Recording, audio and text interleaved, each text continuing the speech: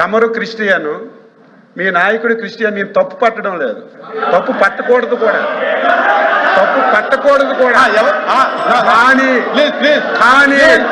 శాసన మండలిలో మంత్రి గారు బాధ కలుగుతుంది, నేను తీసుకోను. ఎవరు నన్ను బాధ కలుగుతుంది. ఎవరు క్రిస్టియన్ అన్నారు? వెంకటేశ్వర స్వామి పవిత్రుడే ఇంత దారుణంగా దెబ్బతీస్తున్నారు అధ్యక్ష. మీరు చేయని ప్రతిరోజు నన్ను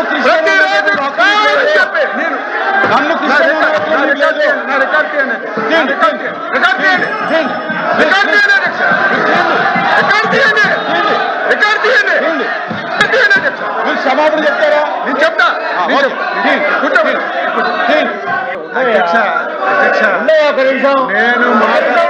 నేను మాట్లాడినటువంటి మాటల్లో ఏమైనా ఇంత తప్పుందంటే నేను దేనికైనా తప్పు పట్టలేదు అధ్యక్ష. మీరు క్రిస్టియను, ఆయన క్రిస్టియను, అపారమైనటువంటి క్రిస్టియన్ అంటే మీరు నన్ను క్రిస్టియన్ అంటే మీరు అవును సార్, కాదని చెప్పండి సార్, కాదని చెప్పండి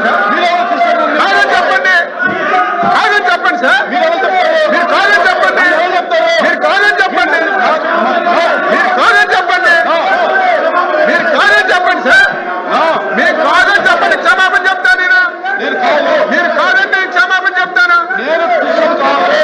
ఈ మధ్యకాలంలోనే నా మతం గురించి, నా కులం గురించి కూడా మాట్లాడతాను. బాధ అనిపిస్తుంది ఒక్కొక్కసారి ఇటువంటి మాటలు విన్నప్పుడు. ఇదే వేదిక మీద నుంచి చెప్పదలుచుకున్నా. నా మతం మానవత్వం అని చెప్పి ఈ వేదిక మీద నుంచి చెప్పదలుచుకున్నా.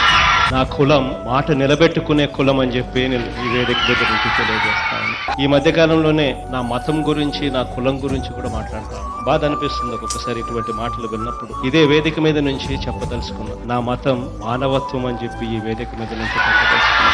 నా కులం మాట నిలబెట్టుకునే కులం అని చెప్పి నేను ఈ వేదిక మీద నుంచి తెలియజేస్తాను.